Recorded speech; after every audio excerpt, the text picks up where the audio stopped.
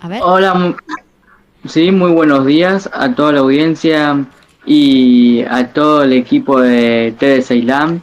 ¿Cómo están? Aquí estoy. Bien, Jesús, ahí vamos a ver, vamos, nos vas a aclarar bien acá las cosas, porque acá tenemos Carlos Paz, Carlos Juárez en Córdoba, así que ya nos estaríamos confundiendo, y hoy estoy sola, prácticamente, aparte, bueno, somos dos.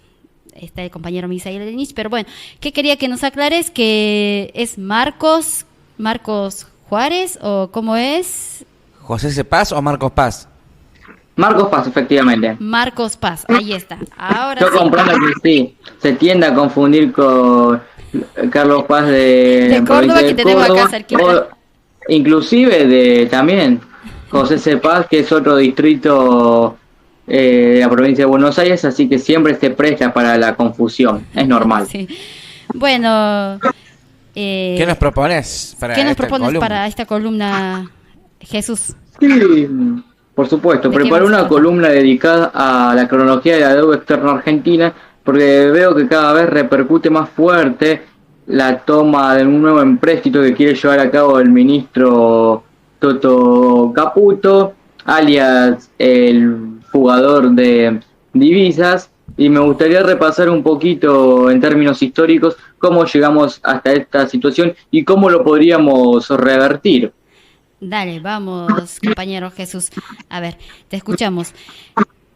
Bueno, en los albores de lo que fue el proceso independentista en Argentina, cuando todavía éramos conocidos como las Provincias Unidas del Río de la Plata, sabíamos que se imponían dos modelos. Estaba el pensamiento político y filosófico de Cornelio Saavedra, que era el presidente del primer gobierno patrio, quien inclusive era más conciliador con la élite conservadora, y bueno, había formado, ya sabemos todo, la milicia de patricios, ese grupo de vecinos armados que habían presionado al entonces destituido virrey Baltasar Hidalgo de Cisneros para que desalojen la plaza, y bueno, sin él el proceso emancipador no se hubiese llevado a cabo, pero en realidad el que quería transformar todo el tejido socioeconómico del país para una verdadera y auténtica independencia era los que estaban más alineados con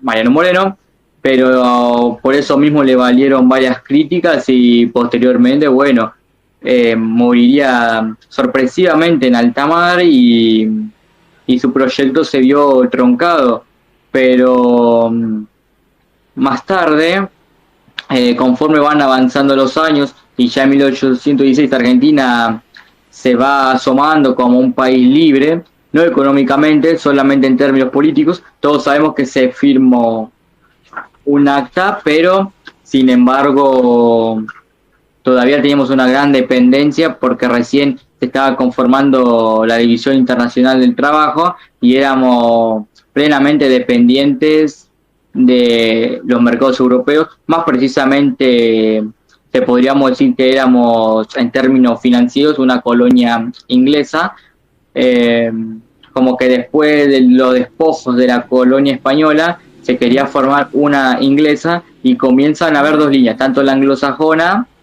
y la línea independentista. Bueno, en esa línea anglosajona, Patria, que quiso entregar nuestra propia tierra pública a cambio de unas chirolitas y unas pocas monedas, tenemos a Bernardino Rivadavia, quien ya para el año 1822 tenía una férrea influencia sobre la provincia de Buenos Aires, inclusive llegó a ser presidente para la década del 20 en el siglo XIX.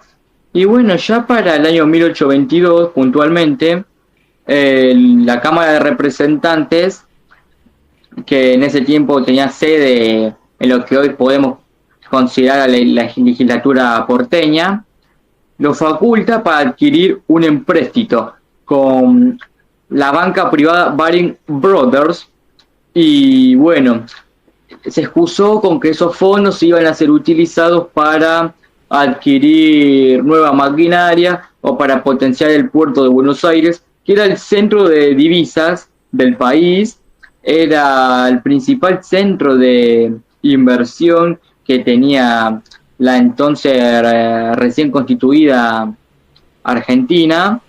Y bueno, entonces se lo pide a este banco privado inglés, por unos contactos que había aprovechado, envía un telegrama, lo firma. Entonces García, José García, que era su ministro de Finanzas, ni más ni menos, y como al estilo Caputo, pero del siglo XIX, va a pedir exactamente 2.800.000 libras esterlinas, la moneda inglesa entonces, casi 3 palos, pero al país solamente llegarían un poco más de 1.000.000, el resto se fue descontando y perdiendo misteriosamente, entre comillas, a través de comisiones, que podemos prescindir que hubo irregularidades que hasta el día de hoy no se saben, pero al principio también se buscó financiar la guerra con el Imperio del Brasil, ya que sabemos que estaba la disputa por la banda oriental, hoy conocida como nuestra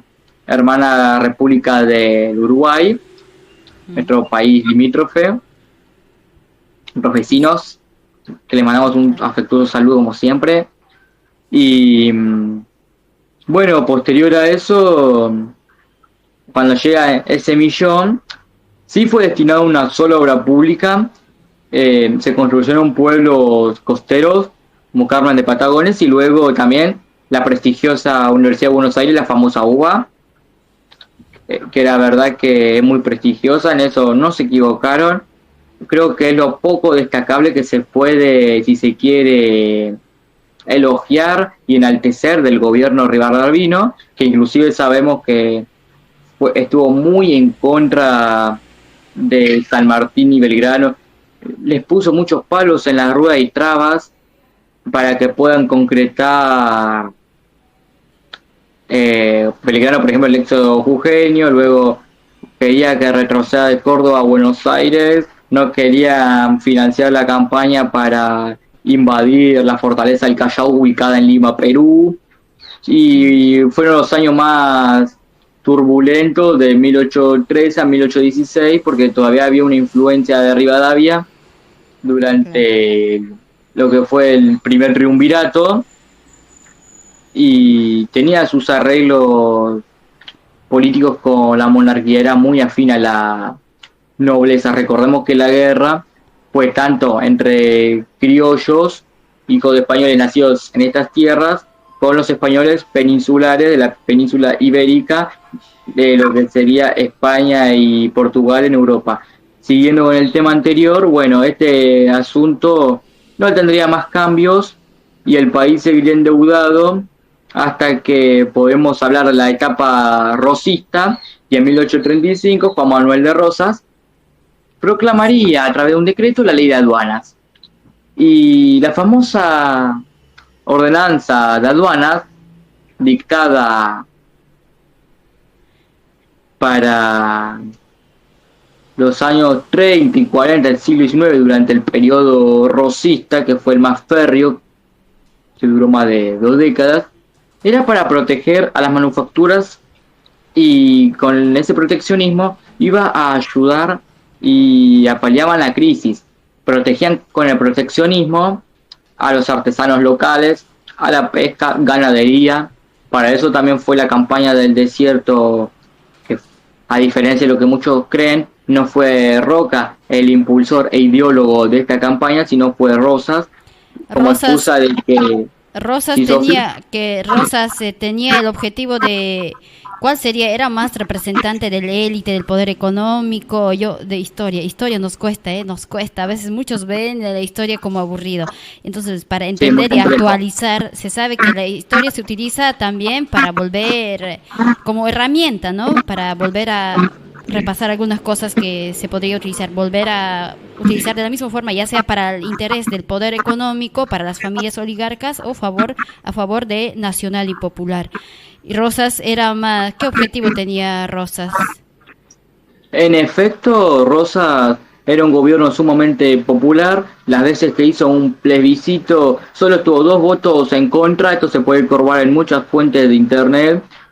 como El Rincón del Vago, El Historiador, que es el sitio web de Felipe Piña, un gran historiador, exposicionista, conferencista que admiro, y siempre es bueno chequear varios autores, por más que tengan otras matices y estemos en las antípodas de ideología, inclusive hasta lo que son más de derecha, pero es para ir contrastando y es un análisis más exhaustivo, si se quiere.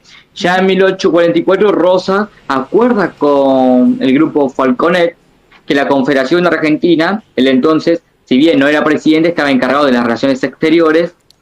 Él mismo pagó los intereses que había contraído Rivadavia en años previos y se alejó de esa visión elitista. Inclusive cuando él se apropia de los campos que antes les pertenecían a los pueblos indígenas, vacunó a los indígenas, los integró al ser nacional, hizo todo lo contrario a lo que décadas posteriores haría Roca, lo que ya sabemos que fue un genocidio, y ahí nos podemos distinguir en el punto más, se quiere, humano y moral, pero fue extraordinario. Más del 80% de la deuda se había saldado, y antes de su derrocamiento en 1852, en lo que fue la batalla de Caseros, ella estaba pagando los compromisos financieros que había asumido sus antecesores y comprometían a las cuentas públicas de la nación. Luego, posteriormente, Urquiza, autoproclamándose presidente solo porque ganó una guerra civil, no haría mucho más que inaugurar los primeros ferrocarriles, las primeras vías férreas, pero posteriormente, aquí tengo los datos certeros para no olvidarnos, sí. Con Mitre se desata la crisis de 1873 porque financia la guerra del Paraguay. Algo no muy distinto haría Sarmiento, todo lo que va del periodo del 60-70, y Avellaneda haría exactamente lo mismo, pero siendo más cruel, llegando a decir, citando lo textual, que hay que economizar con sangre de gaucho, porque los veían como unos malones, como bárbaros. Y bueno, ahí entra también el libro de Civilización y Barbarie Facundo, de Domingo Faustino Sarmiento, y ya sabemos esa visión más elitista, racista y xenófoba que tenían, inclusive querían reemplazar nuestro idioma. Ellos fueron asesorados económicamente por Juan Bautista Alberdi, este padre de la Constitución Liberal Argentina, tucumano, abogado, y sabemos que estuvo exiliado durante el gobierno de Rosas.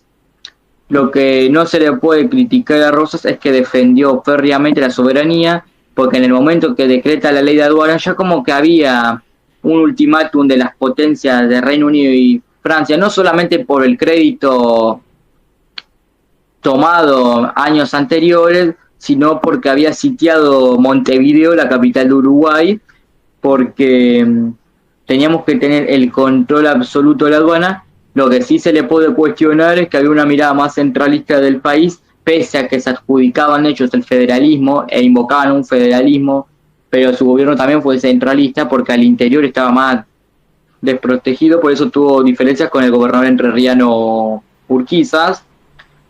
Y bueno, luego de eso, la Argentina no sería muy diferente, porque sigo después casi, el periodo que va de 1904 a 1916, tenemos que Alcorta, el Sáenz Peña y Victorino de la Plaza continuaron con el endeudamiento bastante garrafal, siguen endeudando a Argentina, y sintetizó un gobierno corrupto, y la banca británica siempre estuvo presente.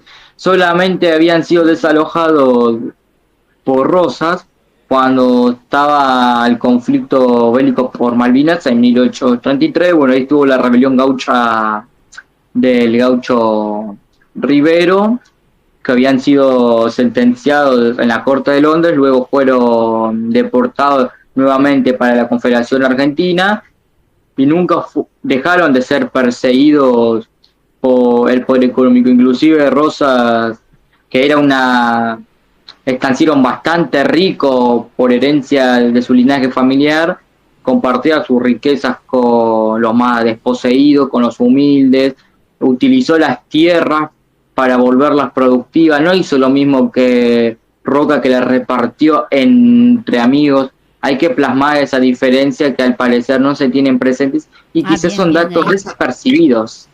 Bien ahí.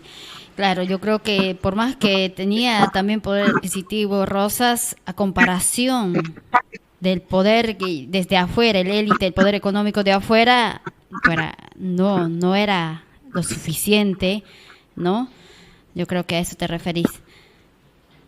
Exactamente, y para acelerar un poquito más esta temática y la cronología que estamos efectuando, bueno, tenemos que destacar también a Pellegrini, porque Carlos Pellegrini, cuando renuncia el doctor Juárez Selman, con cuñado de Julio Argentino Roca, ya sabemos Julio Roca, quien fue general del ejército argentino durante la presidencia de Avellaneda, y también presidente de la Nación 2 veces, obviamente ganando con el nepotismo, autoritarismo, silenciando la disidencia, cuando recién se quería conformar como fuerza política la Unión Cívica, liderada por Alem, los Irigoyen, inclusive Mitre, porque también tenía férreas discrepancias con el modelo y con el régimen roquista. Pero eso se vería más acentuado posteriormente. Bueno, luego de que estalla el pánico, así se conoció la crisis del capitalismo, que también afectó a varios países de la región.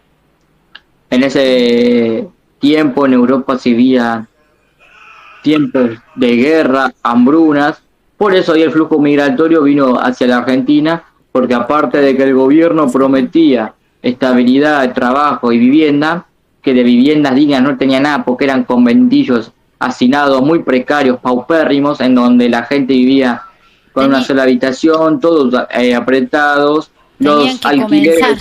Tenían que comenzar y poblar prácticamente la gente que escapaba desde las Europas de las guerras en el territorio argentino. Es lo que estamos entendiendo. En efecto, Sofi. Claro, porque en el preámbulo incluso de la Constitución argentina, redactada por Alberti, inspirada en el modelo norteamericano, decía que gobernar es poblar y el Estado solamente tendría que estar presente en ese sitio.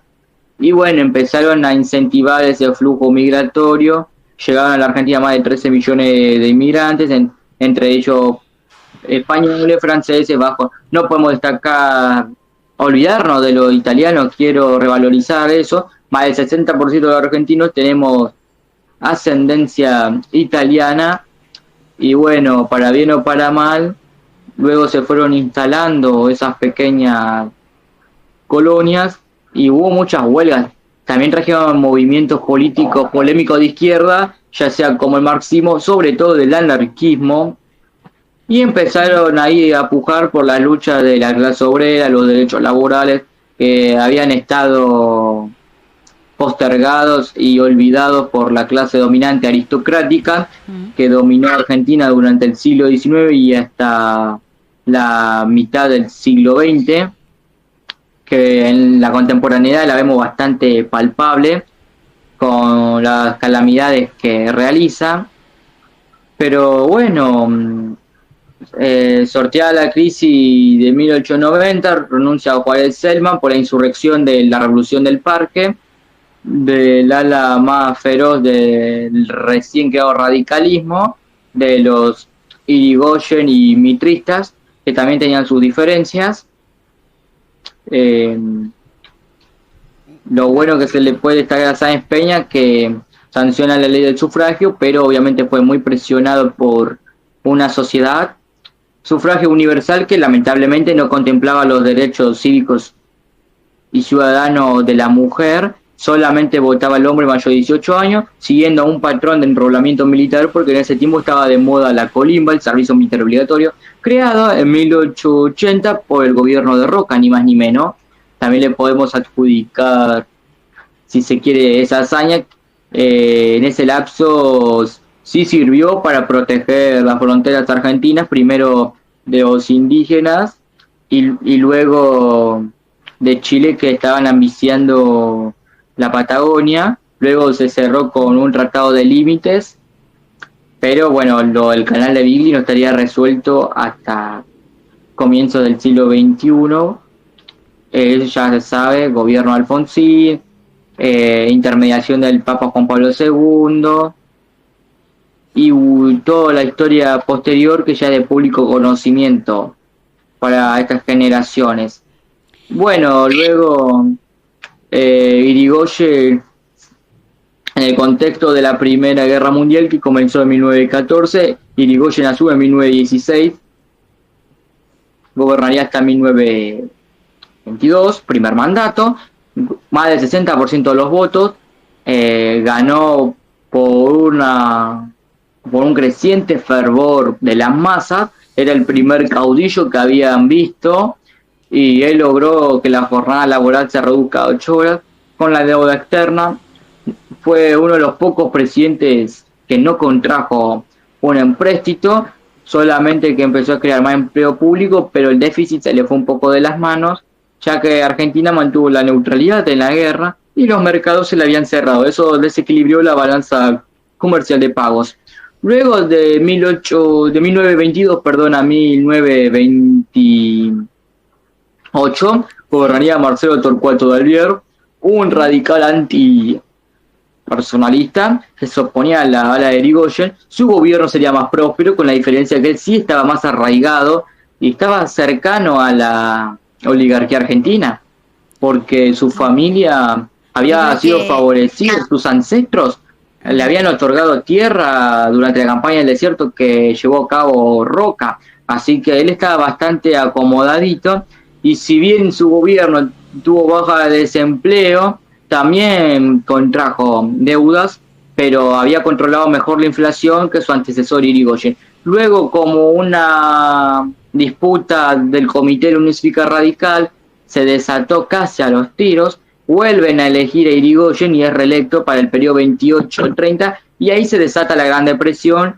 que sabemos que empieza con el crack del 29 en New York, Estados Unidos. Las bolsas de Wall Street se desploman y ya el mundo empezaría a resquebrajarse, y ya una burbuja financiera veían que no era estable, y ya el dólar estaba respaldado en ese entonces por el oro, algo que no veía saneable Estados Unidos, y por eso ya empezaba a asomarse como la primera potencia militar, económica, política y en otros aspectos que podamos indagar.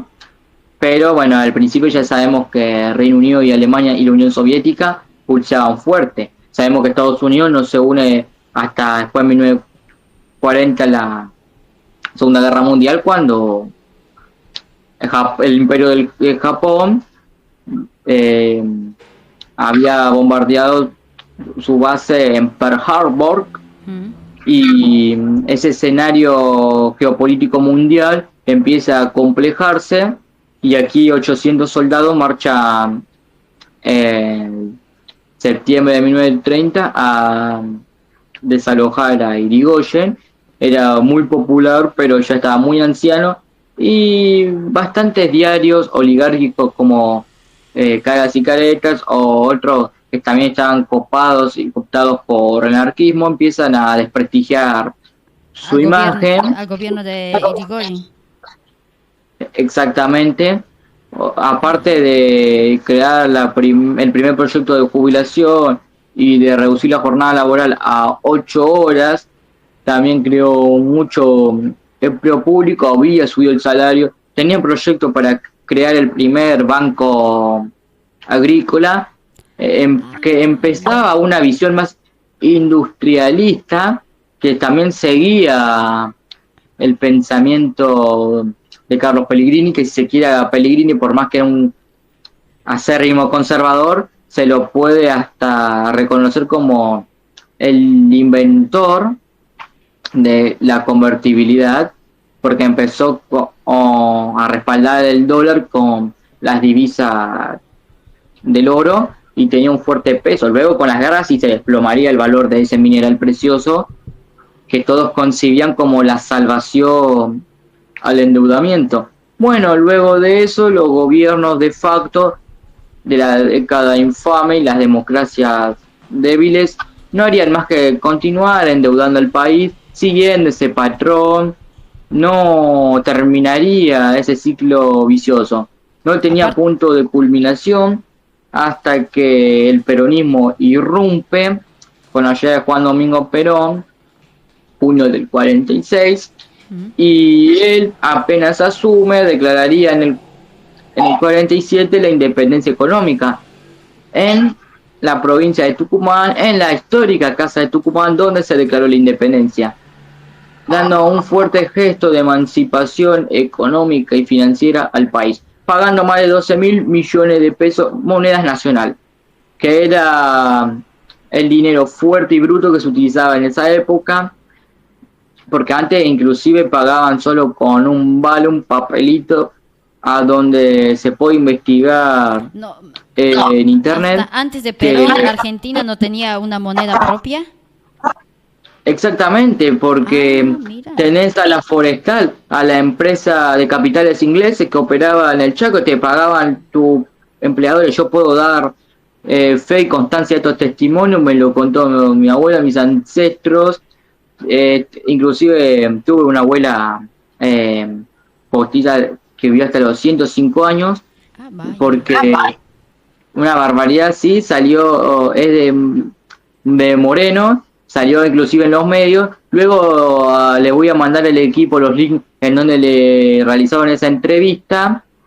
Estaba completamente lúcida, y bueno, y también tengo a mi abuela por parte de mi mamá, de 89 años, casi 90, que los va a cumplir en abril del año entrante, y me pudo dar mucho testimonio de esto, y se pueden buscar también en internet documentos, por ejemplo, en Cancillería, en los sitios web de esos ministerios, o también en los archivos nacionales, en las páginas del gobierno, que por suerte, no importa el tinte ideológico, todos los gobiernos conservaron esos materiales fílmicos y manuscritos que nos sirven para tratar de analizar e interpretar mejor la historia.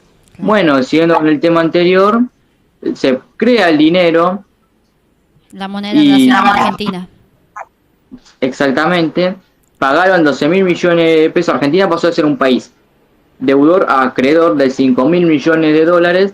Inclusive países como Francia, España, Finlandia y otro más que no recuerdo, no, debían dinero. Evita la nombra a la primera dama del presidente Perón, la designan como embajadora no formal para que vaya a la España franquista. Evita Perón. Pueblo, sí, y estaba sumido en la guerra civil luego de que los franquistas hayan derrotado a los republicanos en lo que fue la guerra civil española, que duró del 36 al 39, y dominaron hegemónicamente la madre patria de 1939 hasta 70.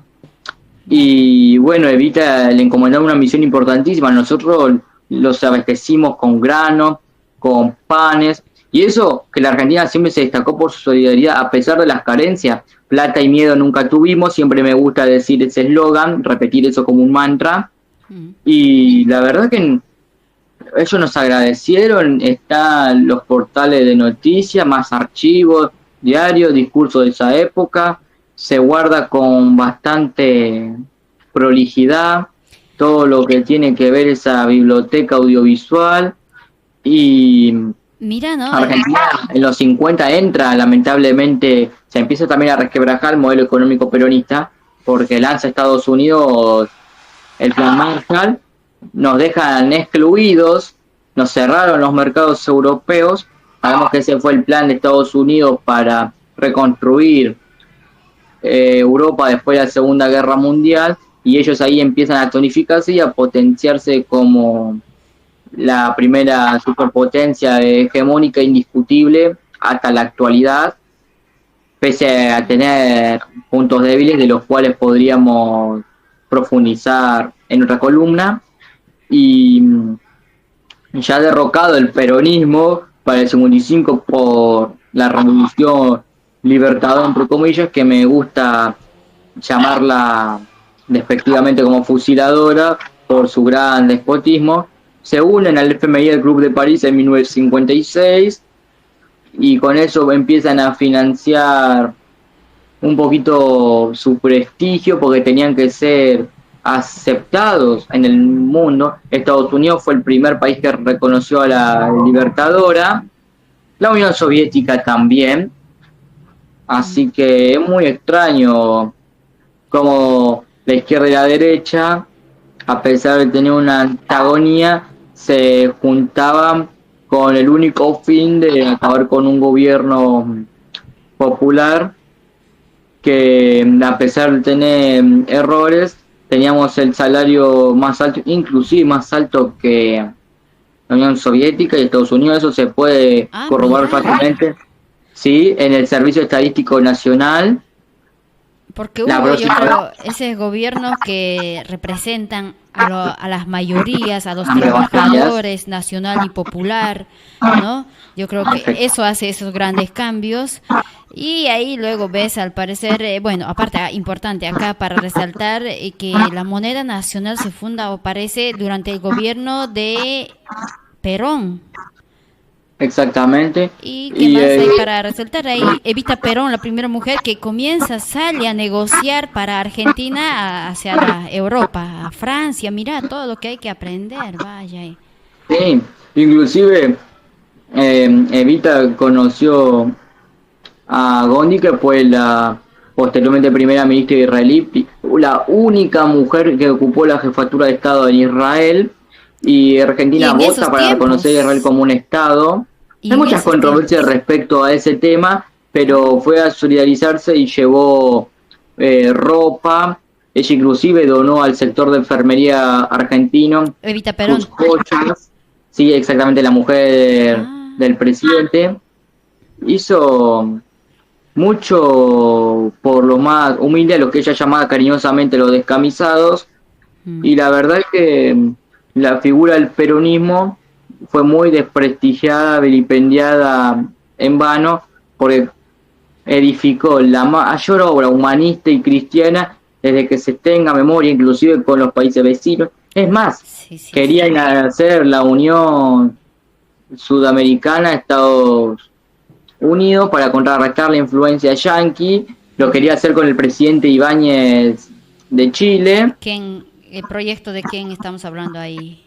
De Perón. De Perón. Perón acompañado en esos tiempos por Evita Perón. Me parece acá que Evita Perón, una de las primeras mujeres argentinas que tenía una visión, ya como que ya manejaba esa geopolítica incluso, ¿no? La primera mujer, y en esos tiempos, imagínate, ¿no? Que una mujer piense, quiera participar políticamente para su país. Me parece que acá la esencia es Evita Perón. Fue una gran compañera que lo ha acompañado, yo creo que a Perón, al general Perón, y ya tenía esa visión de geopolítica incluso. Vaya, increíble. Claro, en efecto. Inclusive Perón ha dicho en más de una entrevista que toda la obra que constituyó su gobierno podría haberse llevado a cabo sin la intermediación de Evita, que ponía ese amor encarnecido, cómo adulteraban a las masas, cómo ella se le paraba firma a la oligarquía, cómo disolvió la sociedad de beneficencia, que ella denominó como limosna oligárquica, porque las damas que la integraban solamente le daban bienes usados y hasta veces rotos a los niños. Ella empezó, a través de la Fundación Eva Perón de Solidaridad Social, a entregar conjuntos deportivos a los niños, abrigó a los que padecían el crudo frío de esos inviernos, que eran atroces en aquella época, mientras que Perón construía la casa donde albergaba a todos. Cuando me estoy refiriendo al plan quinquenal de viviendas. Y no, como que Evita Perón dignificó al pueblo, le dio más, no esas migajas, lo usado, las sobritas nomás, sino que lo dignificó, empoderó de alguna forma, ¿no? De que hacerles pensar de que no sean conformistas solo con lo poco, sino que empoderarle o aumentar incluso su autoestima. Yo creo que son merecedores. En efecto, dignificó a través de una visión más humana y humanidad. Además que ella era muy de humanista. es lo que estaría faltando actualmente bastante. Esa buena distribución del ingreso, porque inclusive hasta los más ricos ganaron con ese gobierno, porque fusionaron el engranaje rural e industrial. Recordemos que Argentina era un país pastoril y al fusionarse con todo el sector agrícola al industrial le aportó mucho empleo al país. Perón lo dice en muchas entrevistas con el periodista Villarroel, entre otros, que había 800.000 desocupados y como en un país que está todo por hacerse haya tanta gente que no pueda trabajar, y ahí dijo que el salario no había que subirlo, sube solo por la inercia. El país rompió esos estándares y al mismo tiempo que a las mujeres argentinas se les enseñaba un oficio como los talleres textiles, también tuvieron el salario más alto. El 50% de los trabajadores participaba en el ingreso. Ella impulsó con el partido femenino el voto y el sufragio, que fue un proyecto del Poder Ejecutivo encabezado por Perón, pero ella empezó a movilizar a todas las mujeres a la fiscalización y demostró que la mujer puede y debe votar y que ya no tenía que ser solamente delegada a meras tareas domésticas, porque estaban olvidando a la mitad de la población, y demostró que una mujer, siendo muy humilde, puede llegar a tener talento y rompió todo el esquema de una sociedad patriarcal que desde su génesis tenía una cultura machista y hasta misógina, porque en el ejército no la querían. Si ella no hubiese fallecido de cáncer de útero en el 52, hubiese sido la primera mujer presidente en la historia de la humanidad y de Argentina. Ya sabemos que en la década del 70 lo fue Isabelita, pero Evita tenía una carisma muy diferente, cómo atraía, cautivaba, persuadía a todos los sectores. Claro, yo creo era muy combativa, inclusive hasta me animo a decir, y hay un consenso de historiadores izquierdistas y peronistas, o hasta los de derecha, liberal, más recalcitrante, que ella era más combativa, no tan cagona. No era tan tibio, muy de... Claro, Perón era más tibio, el conciliador. Evita quería mandar a fusilar a todos los que conspiraban en contra de la democracia, y inclusive mandó a solicitar cargamento de fusiles a Holanda, y todo también lo plasmó en la razón de mi vida, en su mayor obra literaria, que es un éxito, un bestseller que se vendió por doquier. ¿La razón cómo se llama? No le hizo caso. Me parece que también como que en ese tiempo tenían miedo a que la figura de Perón sea opacada por ella, porque hasta el mismo general lo admitía, que no podría haberse concretado sus proyectos si ella no hubiese acompañado desde sus inicios al peronismo. Mira, qué importante ahí la gran Evita Perón. Yo creo que ahí está la esencia para volver a los raíces nacional y popular, para volver a dignificar al pueblo, para volver a empoderar el pueblo y todos unidos volver a sacar adelante a Argentina, ¿no? Jesús, ya nos hemos pasado bastantes minutos más, la hora que es del Celan, así que compañero Jesús, nos estaremos viendo en el 2025. ¿Algún mensaje, saludos de fin de año? Sí, la verdad que quiero aprovechar para, en primer término, enviarle un afectuoso saludo a toda la audiencia y a todos los que nos sintonizan, nuestros queridos oyentes. Les deseo un muy feliz y próspero año nuevo, espero que hayan pasado también de forma muy linda, benevolente, tanto la Nochebuena como Año Nuevo. Yo la pasé con los 7 hermanos de mi mamá en Moreno, un familión grande. con mi abuela, sí, con nuestros ancestros. Hay que valorar a quienes tenemos enfrente. Totalmente. No se deje llevar por ese frío materialismo. Yo como joven que recientemente cumplió la mayoría de edad el 11 de octubre, lo comprendí. Hay que bajarle un cambio y los humos a la violencia porque las sandeces y las agresiones están muy alteradas y están precipitando un clima de bastante tensión en la sociedad. Tenemos que ser más compañeros, porque el ego, el individualismo y el egoísmo y el orgullo no sirven de nada, porque así no se sale. Y tenemos que reflexionar y esperemos que los tiempos venideros sean mejores. También quiero aprovechar para mandarle, y con esto cierro, un afectuoso saludo a mi amigo Mariano, con quien jugamos a la pelota, a mi amigo Nathan Alquiro y a mi amigo Maxi Páez, porque luego después me lo reprochan.